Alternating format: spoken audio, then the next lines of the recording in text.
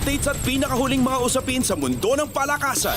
Atin ang pakinggan dito sa Ang Pilipinas Ngayon. Magandang araw. Narito na po ang Sports Balita. Nilinaw ng Bureau of Internal Revenue o BIR na ang mga premyo at gantimpala na ibinigay kay Filipino athlete at two-time Olympic gold medalist Carlos Yulo, kasama na ang mga regalo at donasyon mula sa pribadong sektor, ay hindi papatawan ng buwis. Batay sa National Internal Revenue Code o NIRC, sinabi ni BIR Commissioner Romeo Lumagi Jr. na hindi kailangang magbayad si Yulo ng income at donors taxes.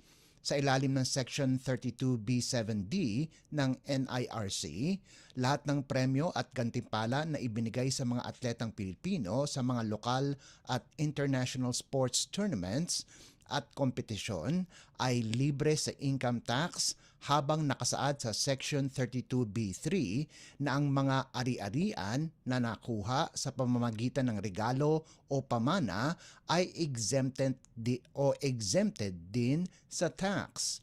Maliwanag ding nakasaad sa Section 98 ng NIRC ayon sa BIR na ang nakatanggap o binigyan ay hindi mananagot ng donors tax. Si Yulo ang kauna-unahang Pilipino na nakakuha ng 2 gintong medalya sa Olympics, kung saan nagawa niya ito kamakailan sa Paris pagkatapos niyang maghari sa vault at men's floor exercise sa gymnastics.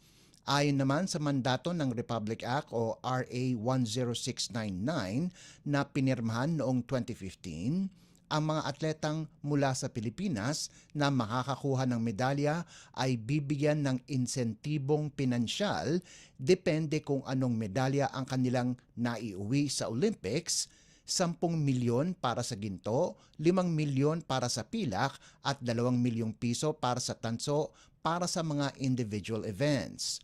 Bukod sa gobyerno, binigyan din ng pabuya si Yulo mula sa pribadong sektor. Ang pinakabago ay 10 milyong piso mula kay billionaire Manny Pangilinan at isang Chery Tiggo 7 Pro SUV mula sa Chery Auto Philippines.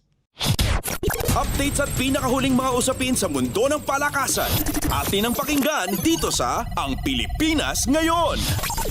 Handa ng pasiklabin ng Eraserheads ang Araneta Coliseum sa pagbubukas ng UAAP Season 87 itong darating na Setyembre 7.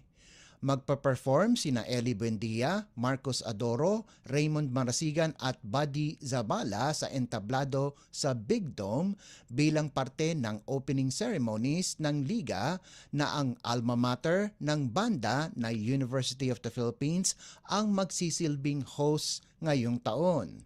Sinabi ni UP Office for Athletics and Sports Development Director Bo Perasol na sakto ang tema ng liga ngayong taon na Stronger, Better, Together. Ayon kay Perasol, ang E-Heads ay umabot sa taas, nagkahiwalay-hiwalay, nagkabalikan at ngayoy buo na naman sila sa kanilang homecoming sa UP at sa UAAP. Nito lamang nakarang linggo, tinanggap ng E-Heads ang Gawad Oblation Award, ang pinakamataas na pagkilala na ibinibigay ng UP sa kanilang mga alumni para sa kanilang kontribusyon at kakaibang serbisyo para sa musika na kasama ang mga paboritong kanta ng mga tagahanga katulad ng Ang Huling El Bimbo, With a Smile, Ligaya at marami pang iba. Ngayon, ibabalik ng E-Heads ang karangalan sa kanilang alma mater kung saan magkakaroon ng magkahiwalay na tiket ang pagbubukas ng UAAP para sa opening ceremony at sa main game sa pagitan ng UP Fighting Maroons at ng Ateneo de Manila University. Updates at pinakahuling mga usapin sa mundo ng palakasan. Atin ang pakinggan dito sa Ang Pilipinas Ngayon.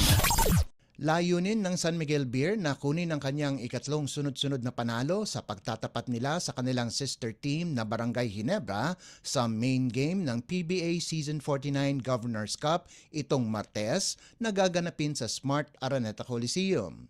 Taliwas ang nangyari sa huli nilang laro kung saan naging mabagal ang panimula ng Beermen sa kanilang laban kontra Blackwater at sumakay sa kanilang import na si Jordan Adams na nagpasabog ng 50 puntos para dominahin ang bossing 128-108 nitong linggo. Sa kabilang banda, binuksan ng Gene Kings ang season sa isang talo laban sa Rain or Shine Elasto Painters 73-64 sa unang out-of-town game ngayong season sa Candon City, Ilocos Sur noong Sabado.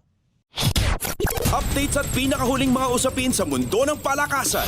Atin ang pakinggan dito sa Ang Pilipinas Ngayon. At yan ang pinakahuling balita sa larangan ng palakasan. Para sa Radyo Pilipinas World Service, ito po si Leo Magpayo. Magandang araw.